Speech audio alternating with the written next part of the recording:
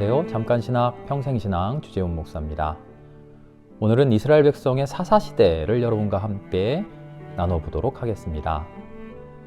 여호수아의 지도하에 가나안 땅으로 들어간 이스라엘 백성, 그들은 사무엘이 사울 왕을 세우기까지 약 300년, 400년 정도 되는 시간 동안을 사사라고 하는 지도자들의 통치를 받으면서 지냈습니다.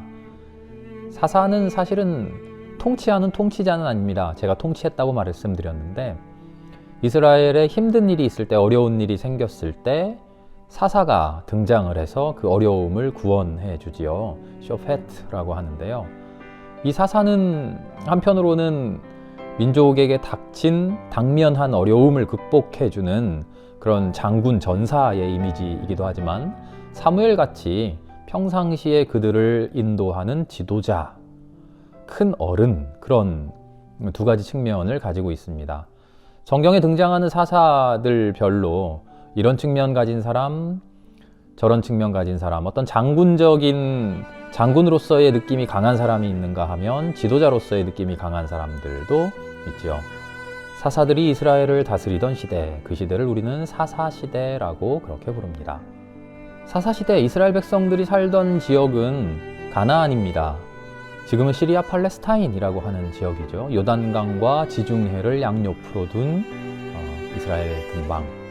더 멀리는 이집트 문명과 메소포타미아 문명 사이에 있는 지역, 이 지역이죠. 이 지역은 빈 땅이 아니었습니다. 이미 그곳에 정착하고 살아가던 사람들이 있었죠. 성경에는 그들을 가나안 민족, 가나안 족속이라고 말하는데요. 7개의 부족을 성경은 이야기합니다. 여호수아 3장 10절을 보면요. 가나안 족속, 헷 족속, 히위 족속, 브리스, 길갈, 아모리, 여부스 하는 7족속이 나옵니다.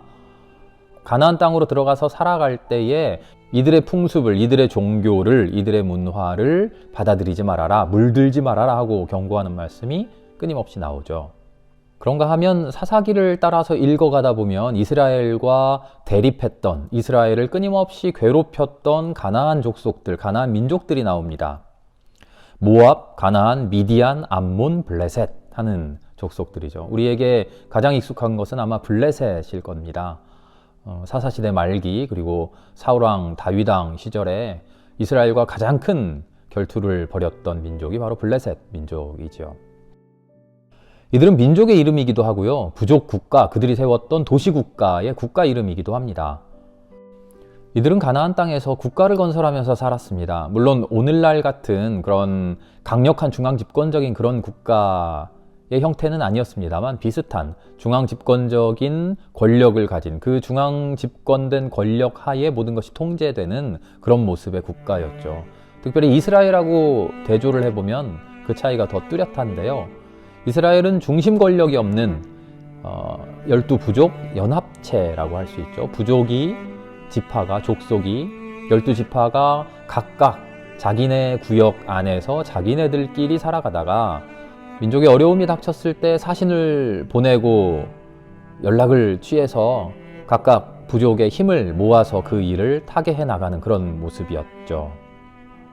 이들은 국가라고 하는 그런 강력한 정치 체계를 가지고 있었을 뿐만 아니라 다른 한편으로는 철기 문화를 받아들이고 있었습니다.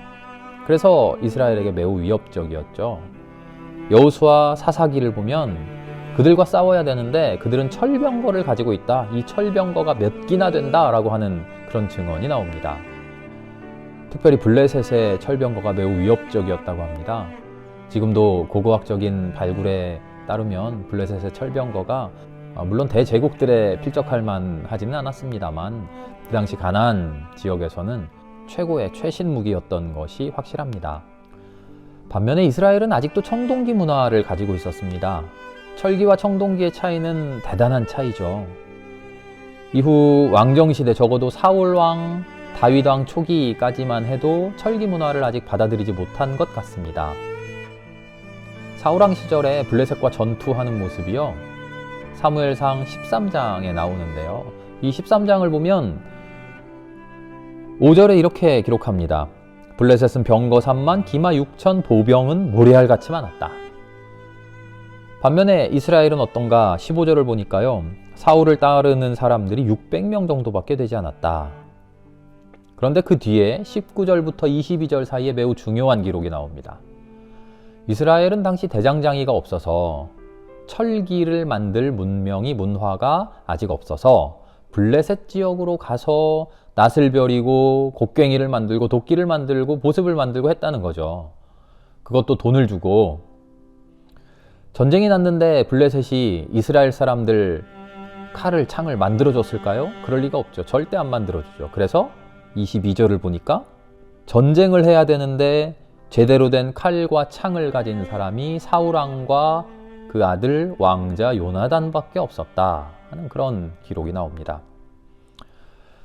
그럼에도 불구하고 이스라엘이 이겼다 하는 그런 과장된 매우 극적인 승리를 강조하기 위한 표현일지도 모릅니다만, 그래도 확실한 것은 사울왕 시절만 해도 블레셋은 강력한 철기 문화를 가지고 있었고 이스라엘은 철기 문화에 다가가지 못했다라는 사실이죠.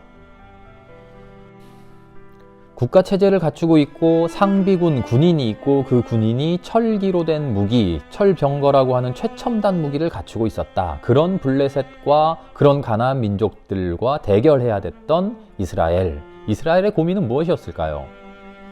맞습니다. 우리도 강력한 국가를 만들자. 우리도 왕을 세우자. 우리에게 왕을 주십시오. 이제 사무엘 8장에 나오는 말이죠. 우리도 강력한 국가를 만들고 철기 문화 가져오고 상비군, 항상 우리나라를 방비할 수 있는 군대 우리도 만들자. 지파 간 연합이 잘 되어 있으면 좋은데 불화할 때에 화합되지 않을 때 커다란 위협이 닥쳐오지요. 그것을 타개해내기 위해서 정치적으로 문화적으로 우리도 좀 한 걸음 앞으로 나아가보자. 이게 이스라엘의 염원이었습니다. 종교적으로는 어떨까요? 메소포타미아 문명, 그들의 문명의 종교에 대해서 우가릿 문헌이라고 하는 고고학적인 발굴을 통해서 그들의 종교 상황을 알 수 있는데요. 우리는 적과 꿀이 흐르는 땅이라고 하지만 사실 주변에 있는 이집트나 메소포타미아, 비옥한 초생딸 지역, 그 지역과 비교해보면 팔레스타인 지역은 그렇게 비옥한 데가 아닙니다. 광야를 40년이나 거쳐온 이스라엘 백성들이 봤을 때야 와, 대단히 비옥한 곳이다 라고 말하겠지만 실제로 얼마나 비가 내리느냐, 양들이, 곡식이 얼마나 많은 수확을 생산을 해내느냐에 그들의 삶이 달려 있었던 것이죠. 그래서 그들의 종교는 풍요를 비는 종교, 비를 관장하는, 우레를 관장하는, 천둥을 관장한다고 하는 그런 신을 숭배하는 종교였습니다. 여기서 등장하는 것이 바로 바알 신이고 아세라 신인 것이죠. 성경이 끊임없이 이스라엘에게, 사사기 시대 이스라엘에게 경고하고 있는 것은 그겁니다. 주변 민족들의 종교, 주변 민족들의 문화 받아들이지 말아라. 거기에 동화되지 말아라. 이것은 단순히 종교적인 우상 숭배를 경고하는 게 아닙니다. 너희의 신은 난데 왜 나를 안 믿고 저 다른 신을 섬기려고 하느냐? 그러면 안 돼 하는 그런 종교적인 배타성을 말하는 게 아닙니다. 하나님이 경고하고 있는 것은 그들의 문화 속에 자리 잡고 있는 풍요에 대한 관심, 그 풍요를 얻기 위해서 참된 것, 올바른 것을 등한시하는, 그것 소홀히 해버릴 수 있는 지나친 풍요에 대한 관심, 거기에 젖어들지 말라는 거죠. 저들의 문화를 담지 말아라, 저들의 종교를 믿지 말아라, 저들의 신에게 절하지 말아라. 왜요? 삶의 근본에 있는 것이 무엇이냐? 하나님은 그것을 성찰하라는 겁니다. 삶의 태도, 삶의 근본, 우리의 신앙, 우리의 마음속에 있는 영, 그것을 바라보라는 것이죠. 사사시대, 성경으로는 여호수아, 사사기, 그리고 사무엘로 이어지는 이 시대 성경을 읽어가면서 우리는 그 당시에 하나님이 이스라엘 민족에게 주셨던 물음, 세상의 문화, 그 문화에 대한 갈망, 그러나 내 마음 중심에 붙들고 있어야만 하는 하나님의 정의, 평화에 대한 갈망, 그 갈망 사이에서 어떤 고민을 할 것이냐 하는 그런 시대적인 배경 가지고 우리가 성경을 읽어나갈 수 있기를 바랍니다. 다음 시간에는 왕국시대, 다윗왕부터 이어지는 왕국시대에 대해서 함께 이야기 나누겠습니다. 잠깐 신학, 평생 신앙이었습니다.